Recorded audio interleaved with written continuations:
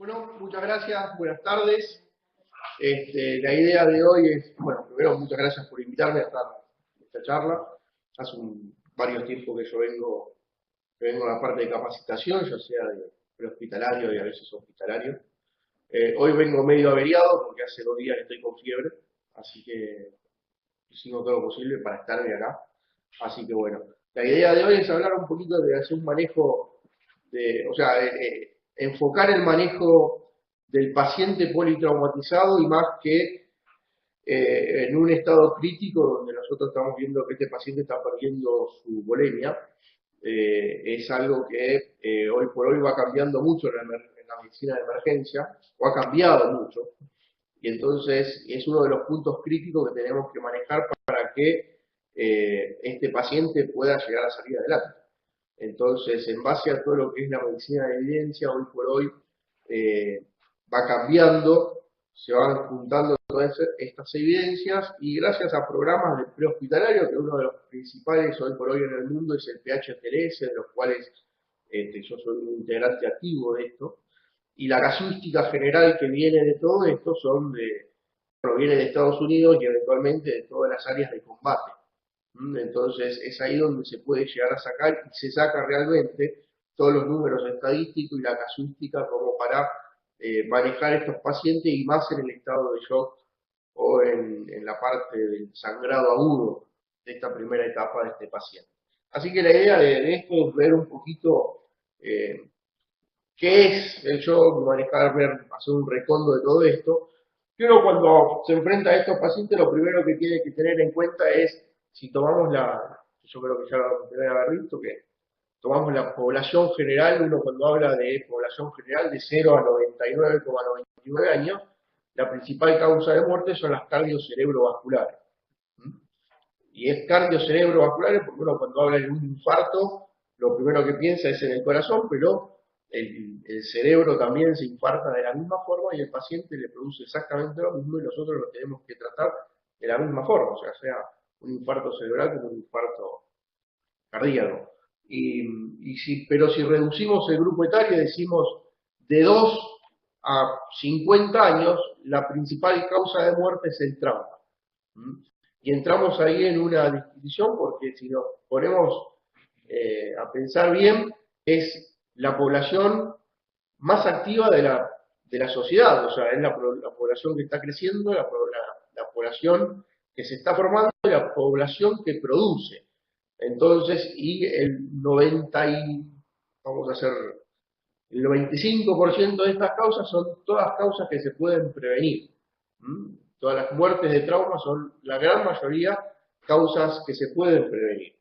Entonces, cuando hablamos de trauma, ya no hablamos de un evento al azar, sino que hablamos de una enfermedad. Hoy por hoy, el trauma ya pasa a ser una enfermedad porque tenemos un ambiente propicio, vamos a tener un agente determinado, que el agente determinado va a ser la velocidad. Ya van a ver por qué. Y lo otro es un huésped, que el huésped somos nosotros.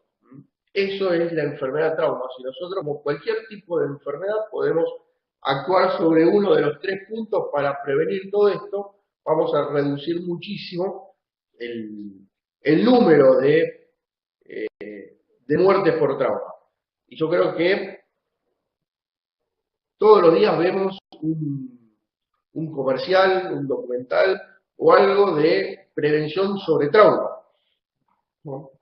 Y si nos ponemos a fijar un poquito lo que es los números,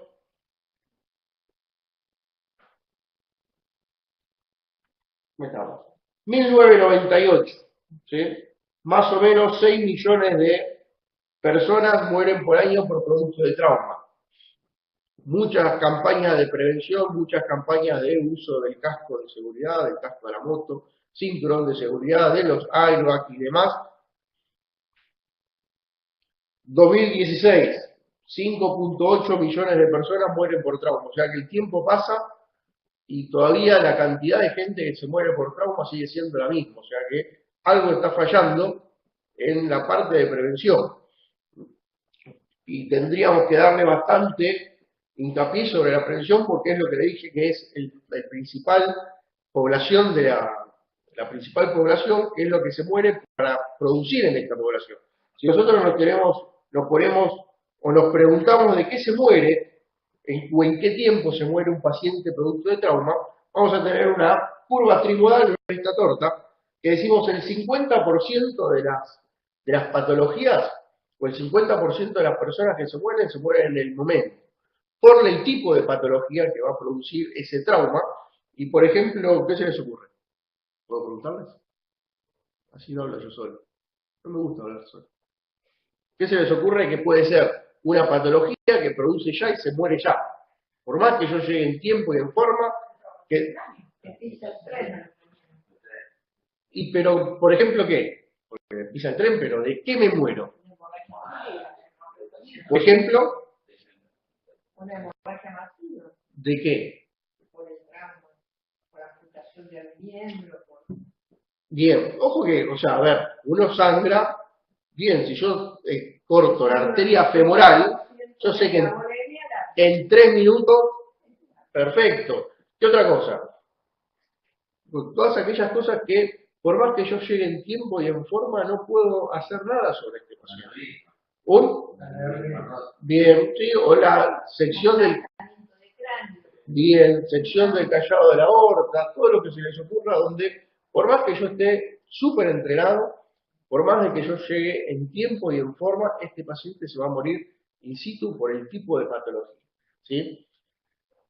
Dentro del otro 50% tenemos un 30% que le llamamos las causas tempranas, donde si bien yo estoy entrenado, yo llego en tiempo y en forma, pero si no la pienso y no busco este tipo de patología, este paciente se muere. Por ejemplo, ¿qué se les ocurre? Pero eso no es de trauma. O sea, es difícil, si bien yo puedo tener un aneurisma disecante, ya sea por una, o sea, por un movimiento brusco, de shaking que se llama, pero es raro. ¿Sí? Por ejemplo, bien, o sea que si yo no lo pienso, ¿sí? No lo puedo ir a buscar. El hecho que yo en la calle muchas veces el trauma esplénico, si bien sé que está, la idea sería tratar de llegar lo antes posible al hospital indicado para poder tratar esto. ¿Sí? Y otra cosa que se les ocurre que yo tengo que tratar en el lugar.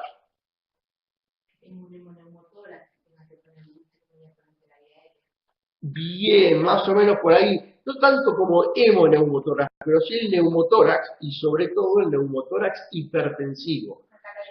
¿Mm? Ah, muy bien, estamos ahí, claro, online, bien, perfecto. El neumotórax hipertensivo es aquel que yo lo tengo que tratar ahora, ¿sí? ¿Y cómo lo trato? Poniéndole un trocar, ¿sí? En el segundo o tercer espacio intercostal para drenarlo. Eso es lo que, con eso le salvo la vida. ¿Sí? Y eso es el 30% que si yo no lo busco, no lo pienso y no lo sé tratar, ese paciente se muere. Pero se muere por mi culpa, ¿sí? Porque yo no lo sé tratar. Y dentro del otro, el otro 20 que queda es las causas tardías. Por ejemplo, un paciente que yo lo trato en la calle, le quiero canalizar una vía, no puedo, me lleva tiempo, lo ensucio y a las 2 semanas se muere séptico. Entonces, uno cuando ve este tipo de tiempo de mortalidad de este paciente, lo que dice, o sea, la primera 50%, ¿cómo lo vamos a evitar o cómo vamos a reducir esto? Haciendo campañas de prevención. ¿Sí? El otro 50%, la idea es haciendo campañas de actualización y de cómo vamos a tener que manejar este paciente. Perfecto. Bien, uno de lo que dice, en base a lo que es el trauma, por qué se produce el trauma, es, dentro de las leyes de Newton, dice un cuerpo en reposo tiende a permanecer en reposo, o un cuerpo en movimiento tiende a permanecer en movimiento. Hasta. ¿Qué se les ocurre eso? ¿O por qué traigo a colación esto? A ver, yo estoy esperando que el semáforo pase de rojo a verde, y vienen de atrás y me chocan de atrás. Yo estaba en reposo y bruscamente paso a estar de reposo en movimiento. En base a eso yo tengo que estar pensando todas las posibles patologías que puede producir en ese paciente. Por ejemplo, ¿qué se les ocurre? Rápidamente. Perfecto. ¿Sí? Para eso está el apoyo a cabeza. ¿Bien? O al contrario, yo vengo andando a 100 kilómetros por hora y de repente se me cruza un árbol en el camino. ¿Qué patologías puedo tener? Seguro, todo lo que voy a tener de frente y más si no llevo el cinturón de seguridad. Eso tenemos que tener en cuenta y principalmente la velocidad hace todo esto.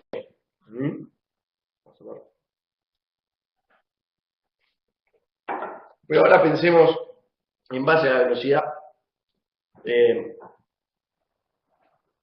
y gracias a la energía cinética, uno lo que tiene que tener en cuenta es, más allá de la velocidad, más allá de los factores de cobertura que pueden llegar a tener los vehículos, el casco que yo puedo tener. ¿Alguna vez escucharon lo que es el triple impacto? Es el auto, o en este caso la moto, ¿sí? O el auto que colisiona sobre algo, el cuerpo que colisiona sobre, en este caso, el volante, y los órganos que colisionan sobre el cuerpo. Yo puedo protegerme muy bien con los airbags del auto, puedo tener un excelente cinturón de seguridad, puedo tener un muy buen dispositivo, pero internamente el dispositivo que tenemos es para todo lo mismo. ¿Sí? Cuando hablamos de energía cinética, de la ley de energía cinética de masa por velocidad al cuadrado sobre 2, lo que hace referencia es que la velocidad es sumamente importante, más allá de el peso. Pero si pensamos en un adulto normal de 70 kilos, su peso en sangre son 5 kilos, ¿no? Tenemos ahí abajo. 5 kilos. Pero si eso lo llevamos a 100 kilómetros por hora, esos 5 kilos se van a transformar en 450 kilos. O sea, yo creo que ningún capilar de nuestro cuerpo, ningún vaso sanguíneo, está hecho para soportar 450 kilos. Entonces, muchas veces, uno, por más de lo que tenemos que tener en cuenta, yo tengo 5 airbags en el auto, pero adentro no tengo nada. Entonces, otra vez volvemos a lo mismo, la idea de esto es, la única forma de reducir el índice de muerte sobre el trauma es tratar de hacer una buena prevención y tener los cuidados previos. Bien, entonces todo esto se maneja, digamos, dentro del organismo con la energía cinética, donde sabemos que no se pierde, sino que se va transformando, y eso que se va transformando, esa energía de choque, es a nivel de los tejidos, a nivel de los órganos, se va en sumatoria y en detrimento de las lesiones. Entonces, por ejemplo, si tenemos un peatón que es colisionado por un vehículo a motor, entonces en este caso no es un camión, ¿sí? Todas las lesiones que va a producir, no solamente la fractura costal, sino que va a tener que tener en cuenta la contusión cardíaca, la contusión pulmonar y todo lo que eso lleva.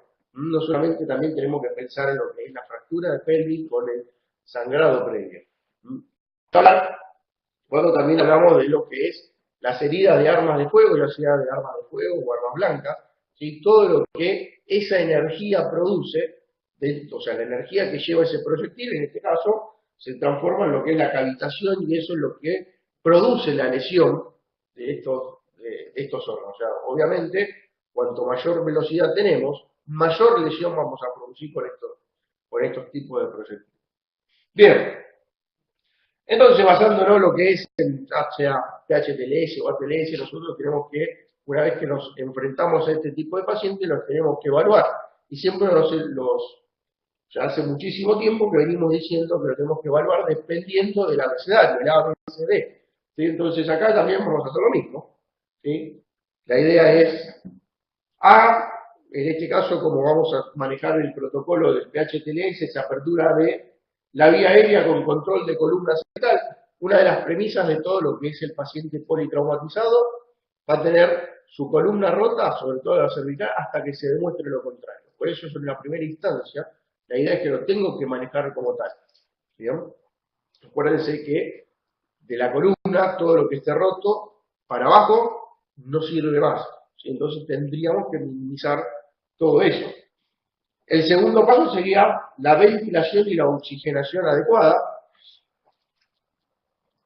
la circulación con control de hemorragia, que es lo que nos vamos a ver un poquito ahora, y obviamente el déficit neurológico con la exposición en paralelo. A medida que nosotros vamos a ir evaluando a este paciente, lo vamos a ir exponiendo quiere decir sacándole la ropa, ¿sí? Evaluando y volver a cubrir. No hay nada mejor que la hipotermia para que este paciente politraumatizado se muera. Entonces, otra de las causas, otra de las cosas que tenemos que tener en cuenta es cubrirlo. Uno dice de hipotermia, pero yo estoy en, qué sé yo, en verano, ¿sí? Temperatura promedio en verano, ¿cuánto es? 30, 32 grados, ¿sí? Y el límite de hipotermia, ¿cuánto es? 34. Y estamos a 32 grados ambiente, ¿sí? Nosotros estamos transpirando, pero el paciente, esos 32 grados ambiente es hipotermia, entonces también lo tengo que cubrir. En verano también lo tengo que cubrir a este paciente. ¿Bien? Perfecto. Entonces vamos a nuestro punto que nos corresponde hoy, que es la circulación con control de hemorragia, y nosotros mientras estamos evaluando, ya evaluamos el A y evaluamos el B, y hemos resuelto, donde este paciente ya está ventilando como corresponde con el dispositivo que corresponde, tenemos que evaluar principalmente los signos de shock. ¿Por qué? Porque yo tengo que, o sea, el objetivo principal es que este paciente no esté esto. Y el principal shock del paciente politraumatizado, ¿cuál es? El hipovolémico, ¿sí? Todo paciente politraumatizado va a tener un shock hipovolémico a cuesta hasta que se demuestre lo contrario. Y obviamente que si pierde sangre, el objetivo es tratar de que esa sangre esté en el organismo y esté circulando y esté funcionando para este paciente. Y entonces lo primero que tenemos que tener en cuenta son estos signos de shock y tenemos que buscar los pulsos vitales. Uno cuando habla de los pulsos vitales son del pulso radial, del pulso femoral, y si no tenemos pulso femoral, lo mínimo que tenemos que tener es pulso carotidio. Yo tengo pulso carotidio, tengo paciente. No tengo pulso carotidio, no tengo paciente. Después veré qué hago, ¿sí? En base a si tengo su única víctima o no. Pero nuestro objetivo principal es que tenga pulso radial. Acá lo que nos va a mostrar, lo que nos va a permitir seguir manejando un paciente viable es tener el pulso radial presente. Y acuérdense que el pulso radial tengo que tener uno derecho y uno izquierdo, excepto que tenga alguna patología que en este paciente politraumatizado por algo no tenga alguno de los dos pulsos. Lo otro, obviamente, tenemos que ver los signos de la coloración de la piel, si está pálido, o cómo está. La temperatura de la piel, obviamente que yo quiero que este paciente esté caliente, y que esté seco, que no esté mojado. Además, esa sudoración es serosa. Uno cuando lo toca al paciente, si es la sudoración de agua, es una, digamos que está en un periodo de shock medianamente compensado. Pero cuando ya ese shock o esa sudoración pasa a ser serosa, que es grasosa, ¿sí? Ese shock está descompensado. Entonces, por más razón, tenemos que abrir los ojos para tratar a este paciente. Y obviamente que mientras vamos evaluando todo esto, tenemos que hacer el control de las hemorragias. La idea sería que este paciente no esté perdiendo sangre, ni por afuera ni por adentro.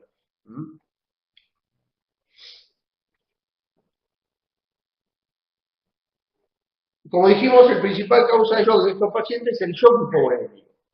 Y dentro de todo, el shock hipovolémico es una de las causas, primero, que uno de los principales shocks donde el paciente se termina muriendo, y es uno de los principales shocks donde yo puedo tratar a este paciente para evitar esta muerte de estos pacientes. Entonces, uno pregunta, ¿el paciente está en shock? ¿Qué quiere decir que el paciente esté en shock? Cuando decimos, el paciente está en shock, ¿qué es?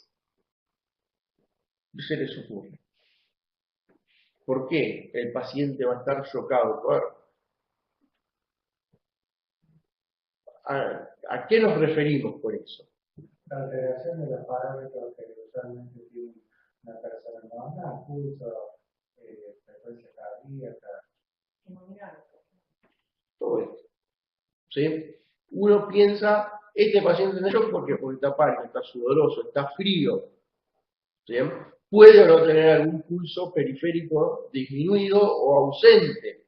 Lo que uno nunca piensa, o lo que no se tendría que pensar, es que porque tiene la presión baja, ese paciente está en shock. Cuando nosotros hablamos, a lo que voy es, la presión arterial es un índice secundario de shock, o un índice de descompensación del shock. No tenemos que esperar a que la presión baje para decir, este paciente recién está en shock. ¿Sí? Es uno de los errores que se hacen cuando la presión en estos tipos de pacientes baja, este paciente ya es un shock descompensado y estos tipos de pacientes son difíciles de otra vez traerlos hacia adelante. Entonces, por eso la idea de el manejo del shock es no pensar tanto en la presión arterial. ¿Qué es esto? Es la mala perfusión tisular.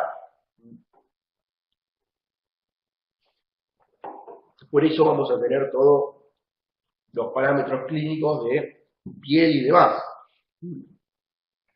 Bien, obviamente nosotros nos manejamos sobre un metabolismo aeróbico, que es mucho más eficiente que el metabolismo anaeróbico. Por eso yo, para tener un buen metabolismo aeróbico, antes, o sea, cuando yo empiezo a evaluar a este paciente, le dije tengo que tener una buena permeabilización de la vía aérea y una buena ventilación con oxigenación, con el dispositivo correcto. Ante determinadas circunstancias, si este paciente no puede ventilar como corresponde o no puede oxigenar como corresponde, vamos a entrar en un metabolismo anaeróbico y eso produce déficit de energía para el organismo y obviamente déficit. ¿Cómo? Exactamente. ¿Sí? Es uno de los principales puntos o pilares del shock para que este paciente empiece lo que se llama tríada de la muerte, que es la acidosis. Y obviamente nuestro objetivo es que todo esto, que es el principio de FIC, funcione como corresponde, donde tengamos una bomba que funcione como corresponde con un contenido y un continente de sangre específico para que estos órganos funcionen como corresponde. Si nosotros logramos que esto funcione, el paciente va a salir adelante. Y es el camino hacia la muerte si algo de esto no anda, que es el efecto dominó. ¿Qué quiere decir? Que la hipoperfusión lleva a un problema de hipoxia celular y esa celular lleva a un metabolismo anaeróbico que lleva a una muerte celular con la falla orgánica, la falla multiorgánica y ese paciente indefectiblemente se termina muriendo. Todo porque a lo mejor no puede obtener una buena ventilación ni hablar de una buena perfusión. Entonces, volvemos a lo mismo. Nuestro objetivo ante estos pacientes es tratar de que ventilen con el dispositivo y con la cantidad de oxígeno adecuada y tener una buena perfusión, y esa buena perfusión lo va a marcar el pulso radial. Y esto es lo que íbamos, que es nuestro círculo vicioso o triada mortal. Obviamente, si hay sangrado y no lo puedo parar, esto me lleva a la acidosis e hipotermia indefectiblemente. Obviamente, con todos los factores de coagulopatía, me lleva a lo que vimos hoy, que es la coagulación intravascular diseminada, y con eso el paciente se termina muriendo seguramente. Entonces, la idea de esto es cortar con este ciclo, que ya vamos a ver de qué forma. Y una vez cuando enfrentamos a esto, dice, a ver, yo tengo un paciente masculino de 30 años, donde pierde el control de su automóvil, se estrella contra un poste, el paciente no está usando cinturón de seguridad. Y el vehículo está severamente dañado. Acá lo estamos explicando. Esto es de todos los días. O sea, claro, no es nada ficticio, ¿eh? Cuando llegamos, acá tenemos otro paciente. Su vía aérea está permeable, su respiración está rápida, con ruidos respiratorios normales, o sea que yo ya estoy descartando cualquier patología pulmonar o de espacio pleural. No hay sangrado externo, pulso radial rápido y débil, piel fría y sudorosa. ¿En qué estado está este paciente? ¿Está en shock o no está en shock? Está en shock, ya me lo está diciendo. ¿Sí? Tiene un plasma de 14, escoriaciones en el abdomen y está distendido, muslo derecho deformado. Frecuencia 24, la frecuencia respiratoria de 24, una frecuencia cardíaca de 110, 118 y una tensión arterial de 112, en este caso 112,82 específico. ¿Sí? ¿Qué tipo de shock tiene este paciente? Hipovolémico. ¿Y en qué estado está este shock? O sea, una de las causas puede ser que esté sangrado interno, porque no tengo un gran sangrado externo que lo que diga. Está bien. También puede tener mucho dolor, ni hablar del dolor. ¿Sí? Todavía está compensado, aparentemente. ¿Por qué? Porque está manteniendo todavía la presión arterial. Bien. ¿Sí? Yo todavía tengo presión dentro de lo normal. ¿Sí? Esto me indica que el shock está compensado. Uno cuando se enfrenta a este tipo de pacientes, o sea, tengo que tener en cuenta la historia clínica de este paciente. No es lo mismo enfrentarme a un paciente pediátrico o un paciente adulto o un paciente añoso. ¿Sí? Generalmente un paciente añoso tiene su FA a cuesta, su hipertensión a cuesta, con toda la carga de medicaciones que trae, con toda la batería, y obviamente este shock no va a tener elementos ni sustento para compensar. Entonces, ante la mínima pérdida de sangre, a lo mejor este paciente ya se presenta como un shock descompensado. ¿Sí? O a la inversa, es un paciente totalmente atlético, donde está entrenado a manejar déficit de oxígeno, y ante la gran pérdida de sangre todavía el paciente se mantiene compensando este shock, pero es por su entrenamiento que ya tiene. Entonces, cuando nosotros nos tenemos que, o nos ponemos enfrente a este tipo de pacientes, tengo que tener en cuenta esa carga, digamos, de la historia clínica, para tratar de manejar este shock. No lo tengo que, digamos, no tengo que pensar en que este paciente siempre está compensado. La idea es manejar el shock en este término y no esperar a que se descompense. Cuando yo tengo un paciente con shock descompensado, ahí vamos mal. Bien, este cuadrito en realidad es para que sepan, ya lo saben, que es los tipos de, qué grado de shock puedo tener. En realidad, a mí en la urgencia mucho no me sirve, porque yo lo que sí tengo que saber es que no tengo que tratar de tener una presión arterial dentro de lo normal. Si yo todavía la presión arterial a este paciente que lo estoy compensando o que tengo pulso radial presente, ese va a ser mi objetivo. Muchas veces no tengo forma de medirle la diuresis. A veces es complicado. Y yo sé que por más que perdió, qué sé yo, en este caso tenía una fractura de fémur, tranquilamente yo puedo tener 1,5 litros de sangre en esa pierna, más si es de una contextura anatómica importante, y tiene un grado 3, ¿sí? Muchas veces yo sé que le tengo que pasar líquido, le tengo que pasar sangre, y acá entramos en una de las grandes problemáticas a veces que nos encontramos donde no tenemos la sangre adecuada. Si uno pierde sangre, la idea de este paciente lo que hay que reponerle es sangre. Y hoy por hoy hay muchos estudios, muchas que se están realizando, digamos, para suplementar esto que es ante la falta de la sangre en urgencia. Bien, el objetivo principal es evitar esto, entonces tratar de hacer una buena hemostasia para que no tengamos un gran sangrado. Obviamente que tenemos que tener una buena permeabilización de esa vía aérea y una buena oxigenación de este paciente para evitar la acidosis, cubrirlo, taparlo para evitar la hipotermia. Y obviamente, tener una perfusión adecuada para que este paciente mantenga su pulso radial. La idea otra vez mismo, este paciente tiene que tener pulso radial. ¿Por qué esto? Yo dije que esto viene cambiando constantemente y antiguamente que se decía, 2 catéteres cortos, gruesos, y enchufarle la cisterna de los bomberos para pasarle líquido a chorro. ¿Sí? Bueno, ya hace un tiempo atrás se dice no hay que pasarle líquido a chorro. Hay que pasarle líquido en cantidad y en calidad necesaria para tener pulso radial. ¿Sí? Eso se llama hipotensión permisiva. ¿Por qué? Porque ya se dio cuenta que si yo le paso líquido a chorro, cantidades de líquido, lo que estoy haciendo estoy lavándolo, estoy lavando los coágulos que se pueden estar formando y estoy lavando el paciente. Y con eso aumento más la acidosis. Entonces la idea de esto es pasarle la cantidad de líquido suficiente hasta tener pulso radial. Nuestro objetivo va a ser ese, tener pulso radial. Bueno, acá como para tener una visión de los elementos que yo tengo que tener para darle oxígeno al paciente.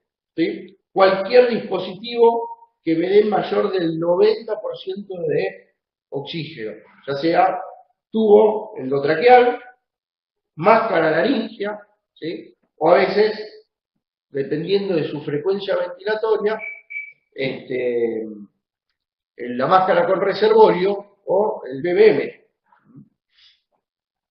Con estos dispositivos bien utilizados, yo estoy seguro que les voy a dar mayor del 90% de oxígeno.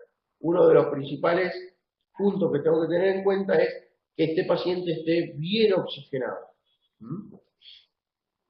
Obviamente, lo otro que tenemos que hacer es cohibir las hemorragias que vamos a tener en el momento. Presión directa.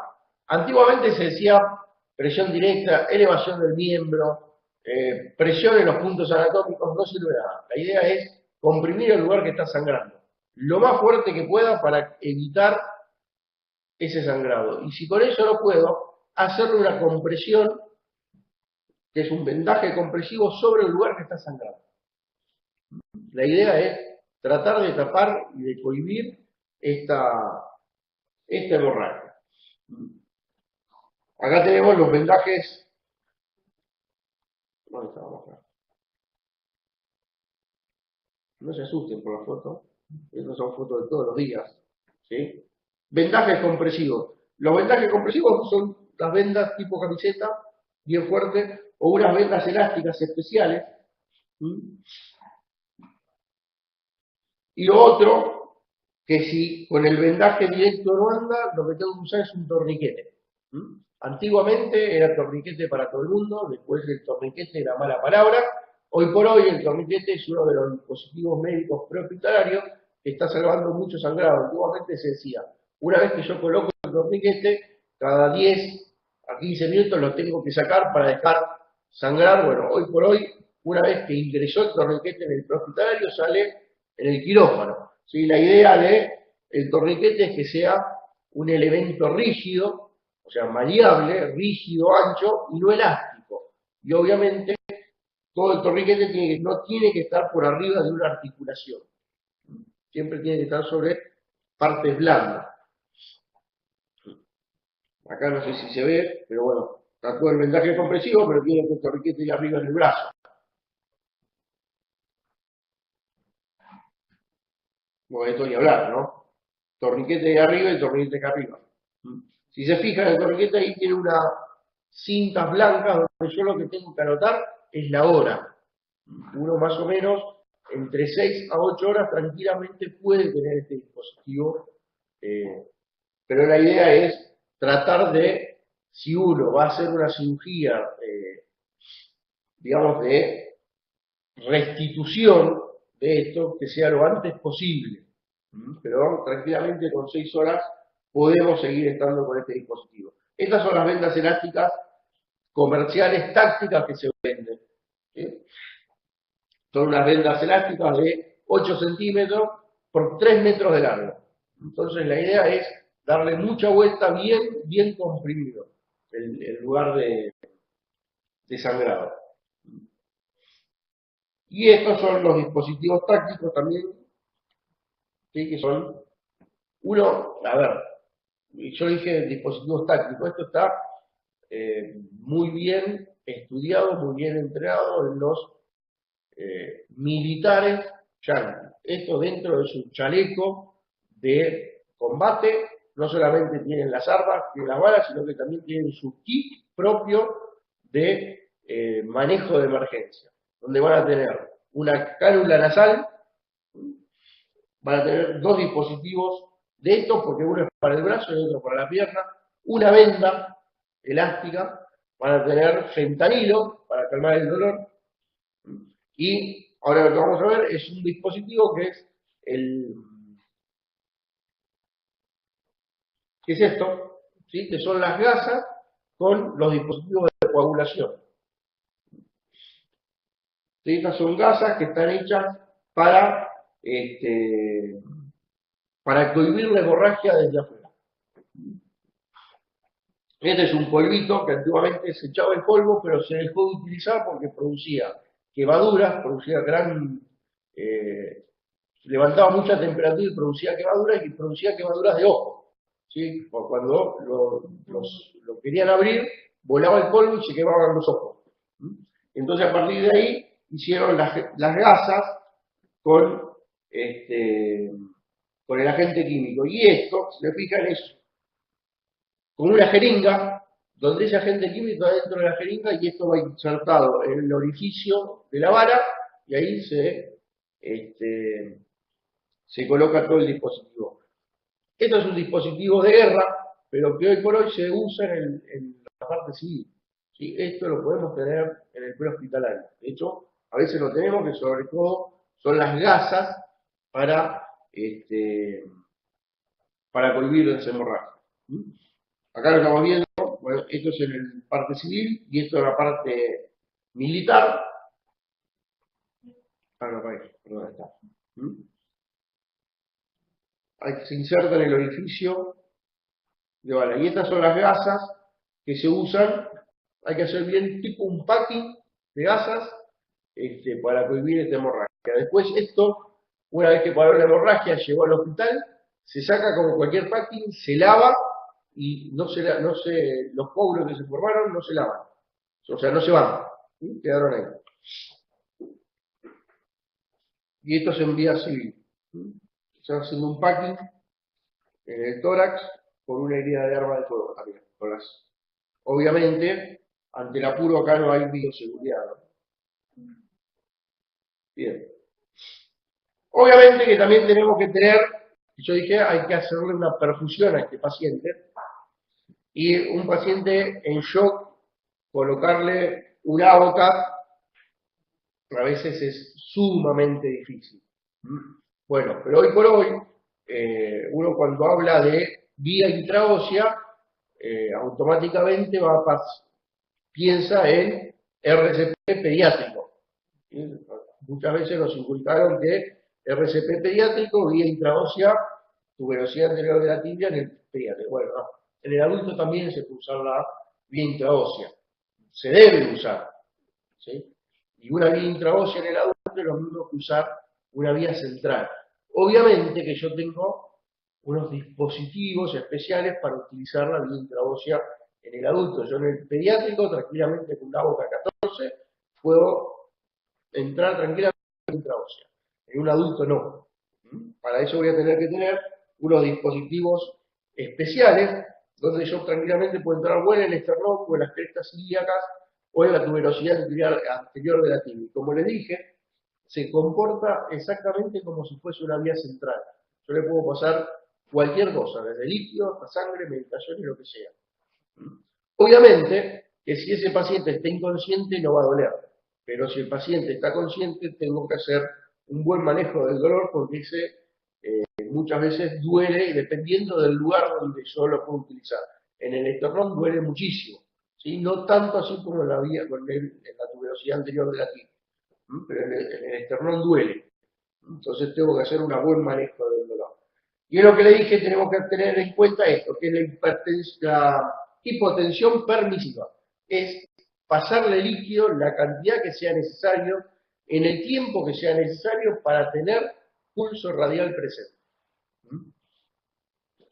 Obviamente que si el paciente pierde sangre, uno lo que siempre piensa es que le tengo que pasar sangre. Muchas veces se habló de lo que es la transfusión masiva.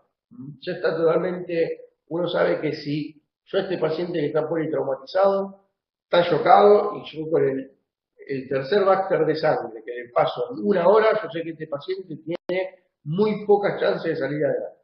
¿Sí? Entonces, hoy por hoy, la idea de mantener esto es el paciente que yo medianamente en 24 horas le he pasado 4 o 5 Baxter de sangre, bueno, más o menos es un paciente que está borderline, como decimos, que puede tener chances, pero el paciente que en 1 hora yo le tuve que pasar 3 Baxter de sangre, ese paciente muy seguramente no saldrá adelante. Y eso tenemos que tener en cuenta también.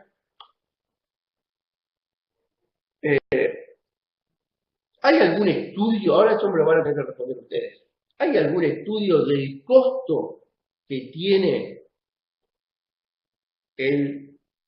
la utilización de sangre masiva para un paciente?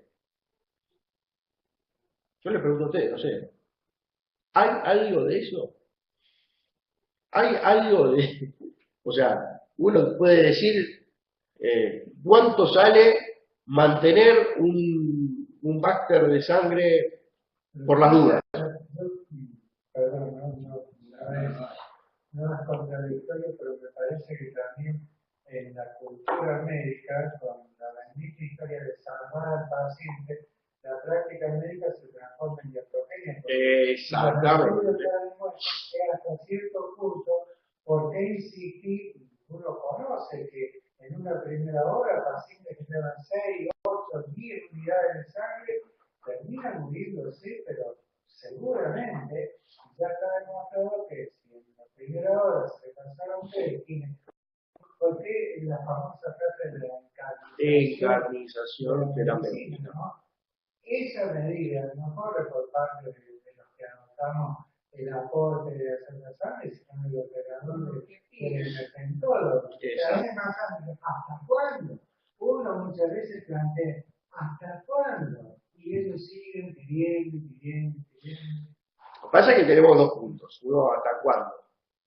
Mientras yo tenga pulso presente en este paciente, y bueno, vamos a seguir haciendo lo que se puede, porque tampoco tenemos, digamos, una ley que diga, mira, yo sé que estos estudios avalan que este paciente con todo lo que yo hice se va a terminar muriendo y lo dejo acá. Y acá vamos todos presos. Entonces, a lo mejor ese es también la problemática que hoy tenemos.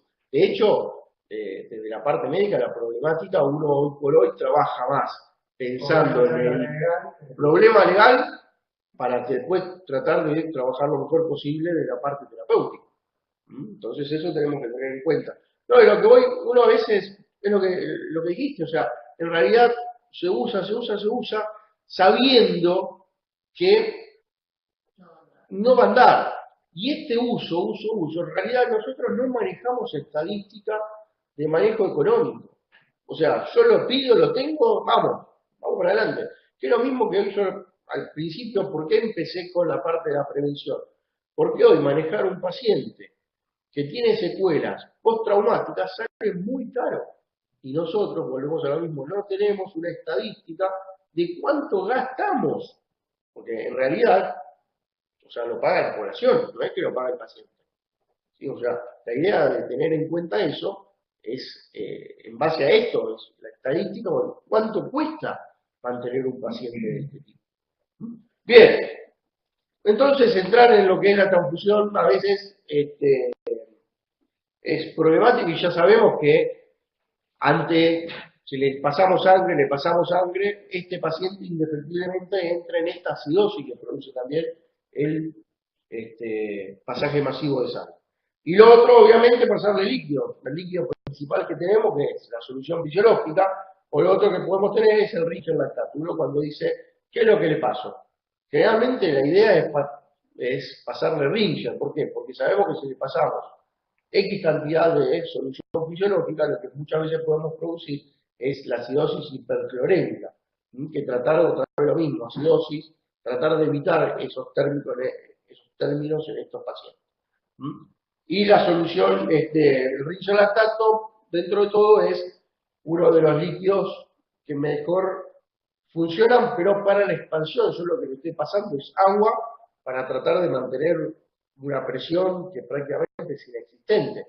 Y ojo, que si yo le voy a pasar líquido a este paciente, volvemos al mismo, que porque sí, o sea, ¿por qué lo tapo o no lo tapo? Otra vez lo mismo. ¿A qué temperatura se lo voy a tener que pasar? Por lo menos a 40 grados. Yo lo tengo que calentar. ¿Sí? Si yo estoy por debajo de esa temperatura, estoy haciendo hipotermia hiatogénica en este caso. Si yo se lo paso a temperatura ambiente, la idea es lo mismo. Estoy en pleno verano, pero ese pleno verano estoy 30 grados. Eso es. Entonces, muchas veces, nos olvidamos de esto, ¿no? Sí tendríamos que tenerlo en cuenta. Bueno, esto es lo que, más o menos, es lo que le dije, no fue lo que es la transfusión masiva y demás. Y estas son unas cositas que en realidad no tienen mucha significancia. La idea de, como para terminar, nuestro objetivo principal es esto: mantener, o lo que se llama hoy la hipotensión permisiva, que es mantener pulso radial presente. Obviamente que le voy a tener que pasar, dependiendo si los tengo, si el paciente está en cuenta, o tener en cuenta las transfusiones de los hemoderivados y demás. Y obviamente en la primera instancia o en la primera hora tratar de hacer todas aquellas intervenciones quirúrgicas mínimamente invasivas. Entonces, si tengo un paciente descompensado, donde lo quiero hacer una laparotomía exploradora, seguramente ese paciente termine dentro del quirófano como óbito. Entonces, la idea de mantener lo que uno antiguamente hablaba, el paciente seco y caliente para operarlo, entonces es en esto lo que nosotros tenemos que hacer hincapié, sobre la hipotensión permisiva, y obviamente tratar de cohibir todas aquellas hemorragias importantes externas. Algo que yo no le dije durante la evaluación de este paciente, una de las principales hemorragias internas que yo medianamente puedo tratar desde afuera es la hemorragia intrapélvica, tratando de hacer una buena semiología pélvica y una buena compresión de esa pelvis, si esa pelvis es móvil. Uno generalmente cuando evalúa la pelvis hace lo que se llama libro cerrado, libro abierto, la compresión pélvica, y si hay un mínimo movimiento de esa pelvis, lo que tengo que hacer es fijarla. Lo que pasa es que muchas veces el médico del prehospitalario dice: para mí es una pelvis móvil, la fija.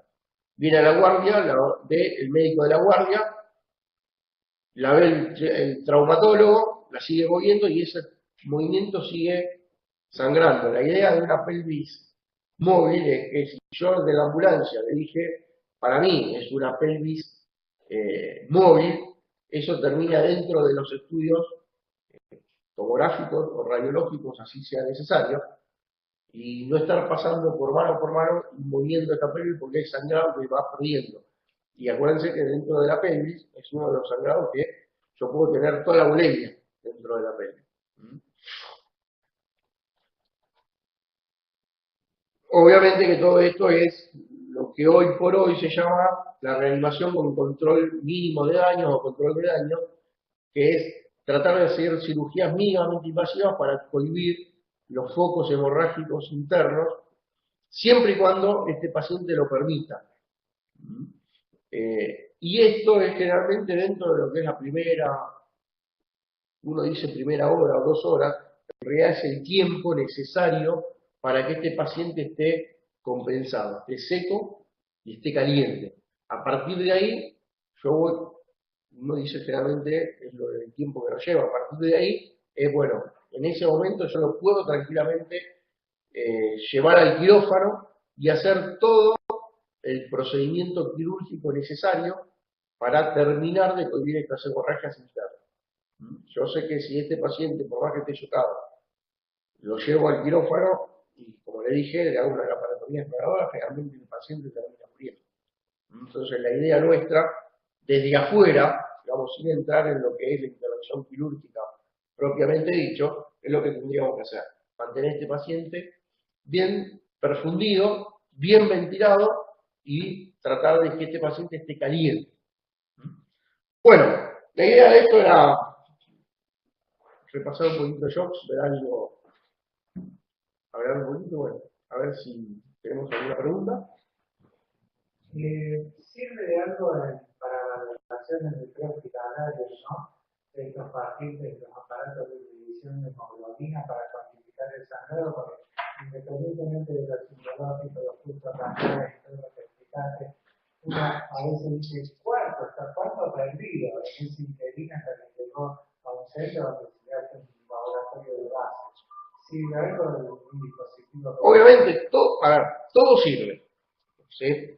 La idea es no perder tiempo en analizar un resultado y no analizar la semiología o la clínica del paciente. ¿Sí? Hoy por hoy, lo que se está viendo es todo paciente politraumatizado se tiende primeramente a hacer la tomografía y después empezar a compensarlo. Todo al revés de lo que veíamos, si bien la tomografía es uno de los estudios para el politraumatizado que mejor resultado da dentro de lo que son los estudios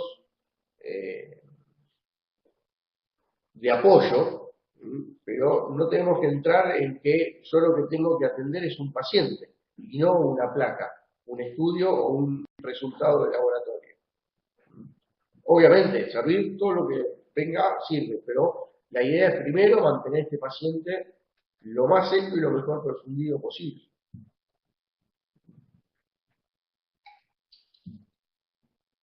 ¿Alguna pregunta? ¿Alguna pregunta? Si tenemos que hacer, la parte hospitalaria está espectacular, nosotros tenemos emergencia, sufrimos carne propia del paciente que ingresa de guardia directo a quirófano y nosotros estamos en el quirófano y el anestesista empieza a pedir 6, 6 y 6 y 6 pero eso en la parte hospitalaria, bueno, nosotros lo manejamos. En la prehospitalaria, ¿hay alguna autocrítica para hacer? ¿Podemos mejorar en algo? Hoy por hoy ¿Estamos bien con todo este equipamiento o falta? Gracias a todos los estudios, o todos los programas de manejo prehospitalario, hoy por hoy, a ver, uno cuando habla de causas de muerte, yo dije, primero generalmente son las cardios cerebrovasculares, y el trauma está en tercer lugar, tuvo en tercer lugar, hoy por hoy está en el cuarto lugar, gracias a que fue bajando, uno porque subieron las infectas contagiosas y otro porque los programas de trauma prehospitalarios están funcionando muy bien y ese paciente hoy ya no se muere en la calle, se muere dentro del hospital. ¿Sí? O sea, el paciente bien tratado en el prehospitalario está ingresando como paciente en el hospitalario. Entonces, hoy tenemos que darle, antiguamente era el ATLS, donde se manejaba nada más que en el hospital y en la calle el paciente venía como podía, pero hoy por hoy, gracias a todos estos programas, el paciente llega vivo al hospital. Entonces, y dentro del hospital se necesita un cuidado ya diferente a lo que era antes. Porque antes venía, digamos, el paciente virgen, que hoy ya no, porque ya viene bien compensado y el paciente prácticamente, bueno, sí, se tendría que tener otro tipo de manejo a lo mejor dentro del hospital.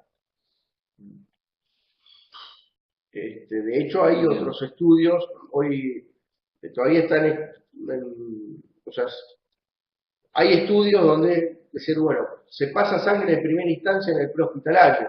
Es difícil tenerla, pero no han llegado a buenos términos. Hay un estudio que hoy por hoy se está estudiando en Estados Unidos, que es al rilsulactato ponerle unos polímeros que captan oxígeno, entonces serían muy parecidos a la función de la hemoglobina, donde va a trabajar igual que la hemoglobina con el oxígeno. Entonces, no me acuerdo bien cuál es el nombre, pero está en proceso de estudio. Hasta ahora, Sirve la parte crónica, no serviría en el agudo. no, es para el prehospitalario. Esto, es para, o sea, en vez de expandirlo nada más que con agua, le estamos expandiendo con agua, con algo que se parece a la hemoglobina para que maneje el oxígeno. Lo que sí está, el gran problema de esto es que trae problemas de alergias. Entonces se está trabajando a ver. Son para los primeros horas, porque se metaboliza muy rápido y no Claro. dura como la hemoglobina Sí, natural. sí, sí, sí. Pero está en estudio. Eso todavía está. Exactamente. Es lo que más se están abocando porque es lo que mejor están dando en este momento. Pero todavía estamos lejos de poder utilizarlo más. Sí, lo que no nos podemos olvidar de nuestros queridos amigos abogados. Supongo que ustedes deben manejarse con comité de ética, porque estaba pensando recién en un traumatismo severo de masa encefálica, donde vos sabés que ese paciente, y como lo comentaste, si se recupera, ¿cómo el grado de secuela, cómo se evalúa eso? Ustedes trabajan con el comité de ética para ver hasta dónde van a seguir o cómo van a hacer con este tipo de pacientes, porque como comentábamos con la doctora, fue un éxito la recuperación de la emergencia, pero le entregamos una plantita al familiar o a la institución que se va a encargar de eso que quedó hasta que muera por alguna otra causa. A ver, a lo mejor es muy bruto lo que digo, pero... No, pero bueno, a ver, por suerte, el trauma de cráneo severo, los traumas de cráneo con pérdidas de masa encefálica, además son los menos. ¿Sí? Si bien dentro de lo que es el gran conjunto de trauma de cráneo, esos son los menos. Que eso es una de las causas que si no se muere en el lugar, y yo llego al lugar y es única víctima, y tiene pulso, y sí o sí hay que llevarlo al hospital, pero ese, lamentablemente, o en el lugar o en el trayecto se termina muriendo. O sea, no hay mucha problemática. La gran problemática es el trauma de cráneo, donde si bien no es severo, tampoco es leve.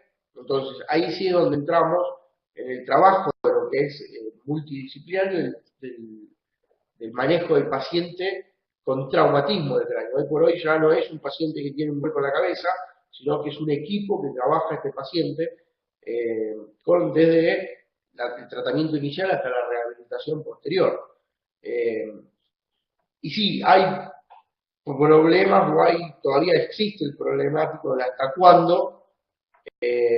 Muchas veces este paciente es el gran donante, entonces muchas veces lo tenemos o se tendría que tener bien perfundido, bien ventilado para el posible donante y que bueno, decir hasta cuándo lo mantengo en el respirador, cuándo le doy, apago el botoncito y decimos basta. Eso todavía vamos a seguir, yo creo, no sé, hasta que nos pongamos todos de acuerdo y hablemos con nuestros amigos abogados o ver alguna ley especial.